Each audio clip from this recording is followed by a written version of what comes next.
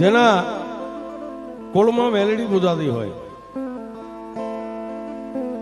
જોકે હવે સમય જાજો ટાઈમ નથી, ઘણો સમય થઈ ગયો, પણ ભુવાનો ભાવ છે એને એનું અપમાન નથી કરતા સાહેબ. ભુવાને એક મેલડીનો પ્રસંગ સાંભળવો છે. મેલડી શું કરે છે?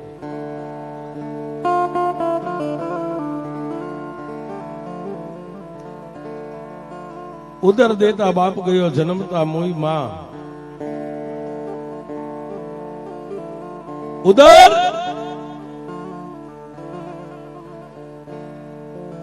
કોઈ સ્ત્રી બાઈ ને ઓધાન રે અને પોતાનો ધણી મરી જાય, સાહેબ એક કલ્પના કરવા જેવી છે.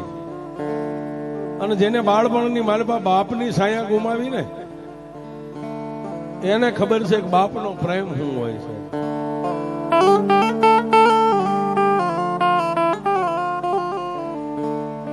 અને જેને માની સત્ર છાયાની નીચે જે મોટા થયા છે, મીઠા મધુ ને મીઠા મેહુલા, ઈથી મીઠી છે મોરી માં, જનનીની જોડી સખી નહીં મળે.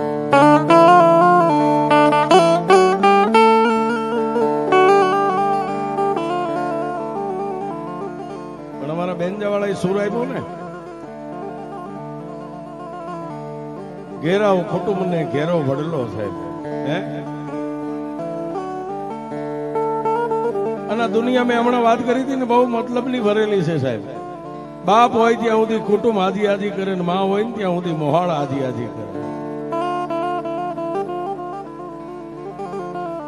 પણ ભુવાજી જેને બાળપણની માલમાં બાપને ગુમાવી નાખ્યો છે, જેને બાપની તસવીર એની નજર ઉપર કોઈ દી નથી આવી છે કે કેવો મારો બાપ હતો.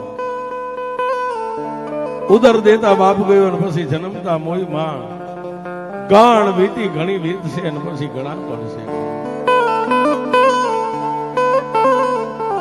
એક ગામડા ગામની માલપા જનેતાના પેટે ઓધાન રહ્યું, બાપને કાળોતરો નાગ ડખી ગયો, જેને રગે રગે ઝેર પરવરી ગયું. બાપ આલોક છોડીને પરલોકની માલપા વિયો ગયો સાહેબ. પણ વાતની હવે મજા છે સાહેબ. જેને 2-3-4 મહિના પેટ ઓધાન છે, આગળ પાછળ કોઈ નથી, પણ જન્મ દેનારી જનેતા છે ને એની આશા બહુ મોટી છે. અને મારા શબ્દ છે ને એમાં હું આવી ગયો, આપણને બધાને લાગુ પડશે સાહેબ. જો તમે કાનમાં રાખો તો, અને ન રાખો તો કઈ લેવા દેવાનું નથી સાહેબ. માં હોય ને માં, એને આશા મોટી હોય, પણ જેને 3-4 મહિના પેટ ઓધાન છે, હવે એને ખબર નથી ભગવાન મને દીકરો દેવાનો છે કે દીકરી દેવાની છે. પણ ગમે સ્ત્રી જાત છે ને એને આશા દીકરાની હોય છે.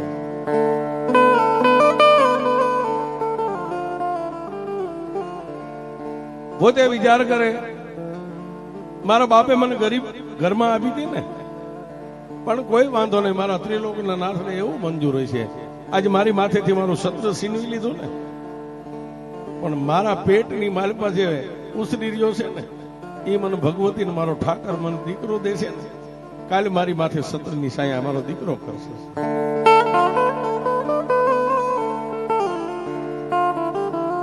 પણ જોજો સાહેબ,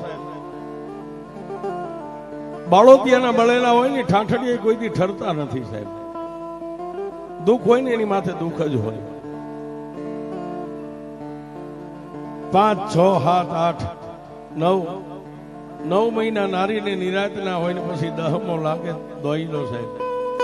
9 મહિના 13 દિવસની મેઘલી અંધારી રાતે એ ગરીબ ઝોપડાની માલબાઈ બાઈએ દીકરાનો જન્મ આપ્યો છે.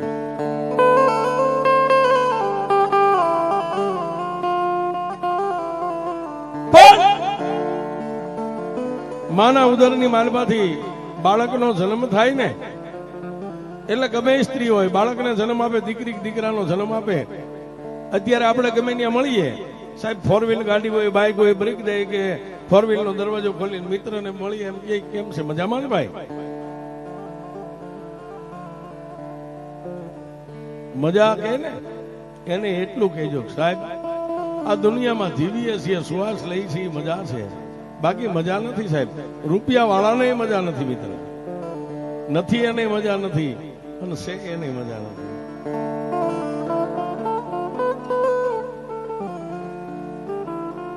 ઘણા એમ કે મજા, ઘણા એમ કે શાંતિ, ઘણા એમ કે ક્ષેમ કુશળ છો, પરિવાર મજામાં છે. તો એને કહેજો કે માના ઉદરમાંથી દીકરા દીકરીનો જન્મ થાય ને એટલે બાળક માના ઉદરમાંથી બહાર નીકળે એટલે એને પ્રથમ પહેલી શીખ આવે છે. આજે હું વાત કરું ને, કદાચ દાઢી મૂછના ધણીને પરિચય નહીં, પણ બહેનો દીકરીઓ બેઠા એને ખ્યાલ હોય છે.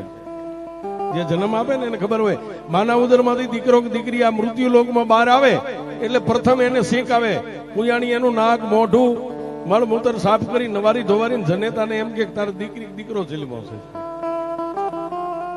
અને અત્યારની જે આપણી કેણી છે, આપણા ગઈઢિયા કહેતા કે કોઈ પણ સારા કામે જાય ઉભા થઈને કોઈ શીખ ખાય એટલે માણસ એમ કે અબસુખ નથી, આ ઘડીક બેહી જા ભાઈ. હા, માણસ એમ કે ઘડીક બેહી જા, અને શીખ ખાધી. હવે શીખ શું કરે છે? પણ કોઈ એમ કે ખેમ કુશળ છો, મજામાં છો પરિવાર, એને એટલું કહેજો આવતડાને શીખ્યો, માના ઉદરમાંથી આવ્યો આવતડાને શીખ્યો, ને પછી દીધી રોય આવા સુખને આવ્યા. હે એમાં અમારે મીઠપ સંપત ક્યાંથી હોય છે?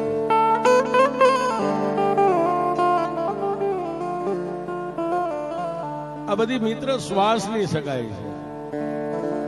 માં હોય, બાપ હોય, બેન હોય, ભાઈ હોય, મિત્ર હોય. ઉપરવાળો જે આમાં ધમણ હાકી રહ્યો છે ને, એ ધમણ પૂરી થઈ જાય, પેટ હલતું બંધ થાય એટલે કોઈ કોઈનું નથી મિત્ર.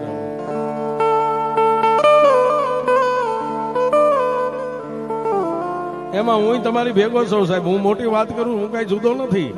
હું અત્યારે કદાચ મારા પરિવાર, મારી પત્ની માટે, મારા દીકરાઓ માટે, મારા પરિવાર માટે જે કઈ રાજનીતિ બોલું છું, ગળું તાણું ઉજાગરા કરું, એ અમારી શ્વાસની સગાઈ છે દુનિયામાં. જેથી આમાં શ્વાસ પૂરું થાય તેથી મને કોઈ નહીં રાખે છે.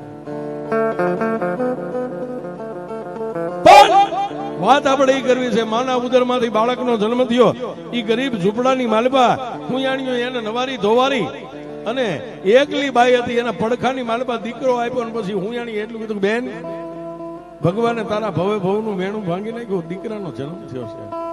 હા હા સાહેબ, કાને અવાજ આવ્યો તારા દીકરાનો જન્મ થયો છે. પૂતીથી પણ ઝૂંપડાની માલપા પોતાનો ગરીબ પતિ હામો દેખાડો.